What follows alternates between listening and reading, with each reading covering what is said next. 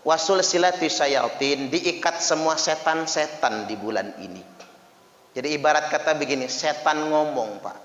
Kata setan, kami para setan libur selama bulan suci Ramadan, tidak menggoda kalian. Tapi kalau kalian masih tergoda, berarti kalianlah setannya itu. Ya nggak perlu digoda, udah jadi setan, Pak. Makanya subjek dalam kriminal akhirat itu bukan setan, tapi manusia. Setan nggak mau disalah. Di akhirat nanti kita nyalahin setan. Ngapa lu nggak sholat? Digoda setan. Ngapa lu zina? Digoda setan. Ngapa lu korupsi? Digoda setan. Baik, kata Allah, setan kita panggil. Tan, sini dulu. Yang datang bosnya setan, namanya Iblis. Iblis laknatullah alaih. Kata Allah, ini manusia nyarahin elu. Ini Allah pakai bahasa gaul lah sama iblis itu. Nyalahin elu. Jawab. Apa kata iblis? Fala talumuni walumu anfusakum. Jangan salahkan saya, salahkan diri kalian sendiri.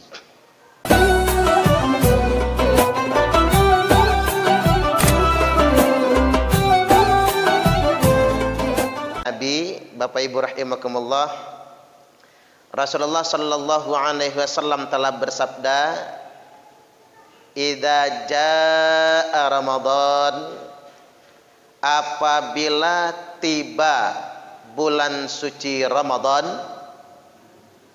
futihat abwabul jannah, dibuka selebar-lebarnya pintu surga, wa ghulliqat abwabun nar, dan ditutup serapat-rapatnya pintu neraka, wasul silati syayatin, dan diikat semua setan-setan. Jadi hadis ini memberi 3 informasi penting bagi kita.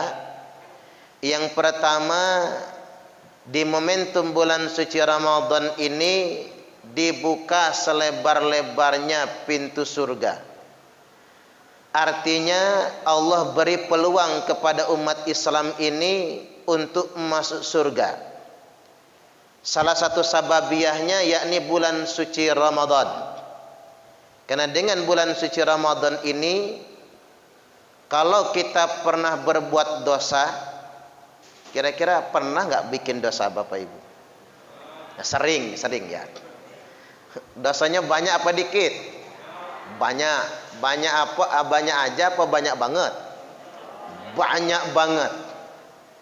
Dengan Ramadan ini jelas, semua penceramah, dai, ustadz, muballigh, ulama menyampaikan, ghufira lahu ma taqaddama min dzambih.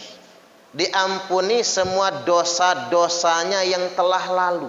Subhanallah. Ini anugerah terbesar bagi umat Islam. Makanya dari Ramadan ke Ramadan dosa kita habis semua. Allahumma amin. Ketemu Ramadan tahun depan habis lagi dosa-dosa kita. Itu yang dimaksud dengan dibuka selebar-lebarnya pintu surga. Belum lagi segala kebaikan kita di bulan ini dilipat gandakan. Wa fi ramadhana bi alfi. Pada bulan suci Ramadan itu dilipat gandakan 1000 kali lipat. Segala kebaikan kita. Dosanya segitu aja, cuman kebaikannya dilipat gandakan. Maka wajar, mudah-mudahan semua umat Islam ini masuk surga. Allahumma amin. Maka Allah heran kalau orang Islam nggak bisa masuk surga. Heran. Orang sudah dikasih fasilitas, dengan Ramadan kok nggak masuk surga juga? Surga itu enak, Pak. Disebutkan dalam Al-Quran kan, yatufu alaihim wildanum mukhalladun. Mereka dikelilingi wildan. Kalau presiden itu punya ajudan, punya pas pampres, pena aja dibawain, Pak. Makanya banyak pejabat stres pas pensiun. Waktu masih ngejabat, pintu mobil dibukain sama Pol PP. Begitu pensiun, Pol PP hormat aja kagak sama dia. Maka banyak orang stres. Nah di surga nanti nggak beda, sama. Nggak ada pejabat, nggak ada presiden, nggak ada wali kota, sama. Semua dilayani oleh wildan, pemuda-pemuda surga. Yatufu alaihim wildanum mukhalladun. Mereka dikerumuni oleh pemuda-pemuda yang sangat tampan, enak dilihat. Jadi yang melayani kita tuh ganteng-ganteng, Pak. Tapi apa Pak Haidir jatuh cinta? Ya enggak lah, masa jeruk makan jeruk, Pak. Kan ada 2 Haidir di sini ya, Pak. Satu Haidir SE, satu Haidir SPDI ya, Pak. SPD ya. Jadi orang homo yang enggak masuk surga lah. Percaya sama saya, orang homo enggak masuk surga. Yang masuk surga tuh yang normal-normal. Makanya anak bujang WA saya, "Ustadz, ini bulan Ramadan. Saya itu ngapa ya," kata dia, "kalau ngelihat cewek itu ngederdet." Bagus kata saya. Berarti kamu normal. Yang bahaya itu cowok ngelihat cewek nggak ngederdet, Pak. Tapi demennya sama cowok juga. Saya pernah makan di restoran cepat saji. Pengen kayak orang-orang itu lah, jajal, Pak. Masa makan pecel lele terus ya. Pernah makan di restoran cepat saji. Ada 12 orang, 6 pasang anak muda, ya cowok-cowok semua, pakai celana jin yang warna putih. Pokoknya celana putih lah, apa jin apa bukan, wallahu a'lam. Bajunya putih juga, kulitnya bersih sekali, ganteng-ganteng. Tapi 12 orang itu 6 pasang, gandeng-gandengan. Masya Allah, saya langsung ngelus dada. Mubadir betul pekakasnya itu ya, Pak ya. Na'udzubillah. Mubazir kan, ganteng, bersih badannya, gagah tubuhnya, tapi demennya sama cowok. Astagfirullahaladzim. Makanya benerlah kalau kata guyonan di media sosial itu, ada Pak Haji ditanya banci, kata banci, "Pak Haji, kalau laki-laki mati nyebutnya apa?" Almarhum. Kalau perempuan mati, almarhumah. Nah kalau banci mati, aluminium. Bukan panci, Pak Haji, banci maksud gua. Ya kata Pak Haji, salah lu juga, ngapain mak jelas. Nah orang-orang kayak gini, Pak, ke surganya nanti mak jelas kan. Makanya nggak masuk surga kalau nggak taubat. Allah kasih fasilitas di surga. Makanya ibu-ibu tanya, "Ustaz, gimana kalau saya mati nggak punya laki?" Umpama lakinya masuk neraka lah. Atau mungkin sampai mati nggak punya laki, Pak, atau cerai nggak nikah lagi, nggak usah khawatir, Bu. Di surga itu ada wildan ganteng, ada yang kayak Cristiano Ronaldo, besar tinggi lincah, pintar ngegocek bola. Ada yang kayak Sahir Syekh, gaya-gaya India gimana gitu ya, Pak. Ada yang gaya Arab, ada yang gaya model Indonesia. Nggak usah khawatir. Jadi kalau mohon maaf bapak-bapak ini kalau masuk neraka, kalau ya Pak, ya jangan diaminin guys, jangan ya. Kalau bapak-bapak masuk neraka, ibu-ibunya masuk surga, ya ibu-ibu nggak nangis. Ya paling di dunia, Pak, kalau bapak-bapak masuk penjara, ibu-ibu di rumah yang nangis mikirin lakinya di penjara, tapi di akhirat tidak.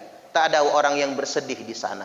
Tidak ada orang yang sakit hati di sana. Semua orang bahagia di surga nantinya.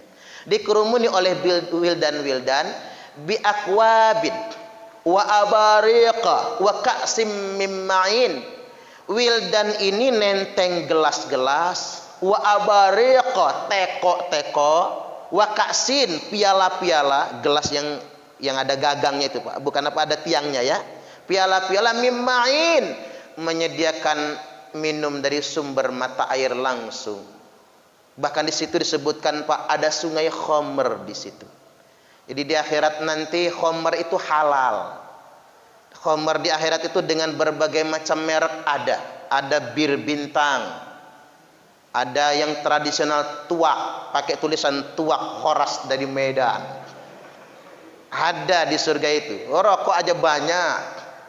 Narkoba ada, Pak. Sabu-sabu ada. Kopi, ya apalagi kopi. Yang minuman keras aja ada, kopi mah pasti. Malah di sungai kopi kan sungai kopi namanya.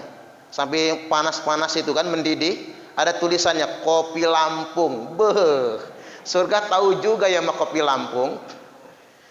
Selain itu memang di surga itu wahurun ain, ada bidadari yang bermata indah, bidadari yang bermata jeli. Lamain dikit kultumnya nggak apa-apa, sekali ini aja.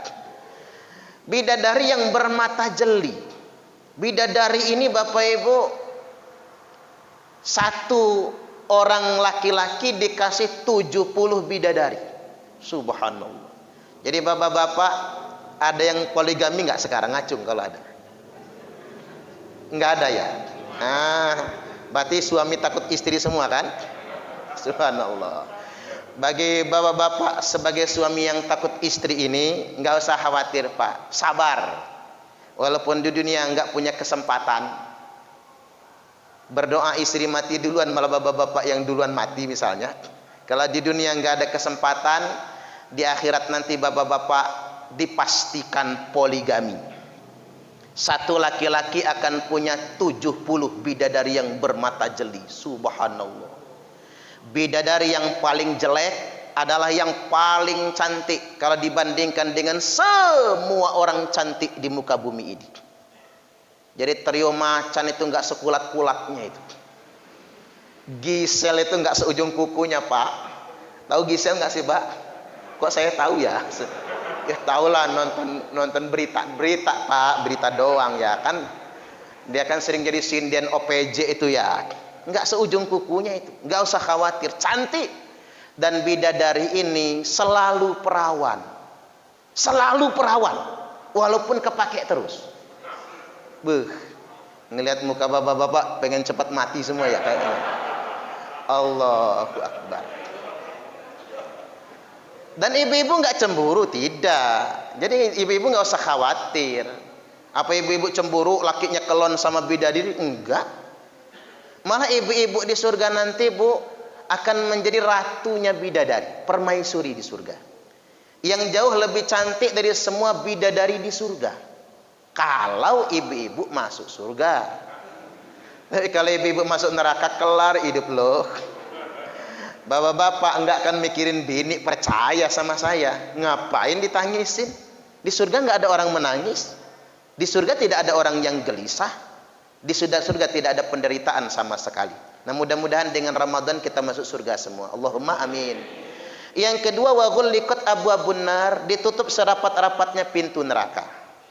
Nah, orang Islam ini Pak, yang mampir ke neraka, informasinya cuman sepertiga saja. Kan jumlah umat Islam yang sekarang saja dari komposisi sekarang itu kan 1,8 miliar sekarang. Ambil sepertiganya berarti 600 juta. Nah, yang masuk surga tanpa neraka itu 1,2 miliar, 1.200 juta. Mudah-mudahan termasuk kita semua di sini. Allahumma amin. Itu nggak akan mampir ke dalam neraka. Hanya sepertiga yang mampir ke neraka. Itu pun mampirnya nggak lama-lama amat, enggak. Ada yang sehari, ada yang seminggu, ada yang sebulan. Cuman sehari di neraka sama dengan 1000 tahun dalam hitungan kita semua. Sampai rombongan paling akhir nantinya, udah habis orang di neraka, Allah tanya sama malaikat. Kata Allah, masih ada nggak umat Muhammad dalam neraka? Habis ya Allah. Kata Allah, periksa dulu, jangan-jangan masih ada orang Nusantara. Belakang radar dong ya. Kalau jalan Nusantara, nggak tahu Nusantara berapa hitungannya kan?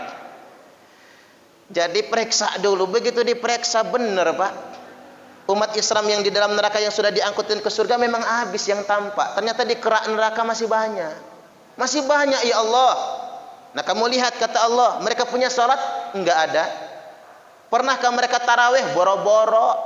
Enggak pernah. Puasa malah ngudut dia ya Allah siang hari. Ini orang. Pengajian enggak pernah. Nyumbang pengajian pelit. Nyumbang masjid juga pelit.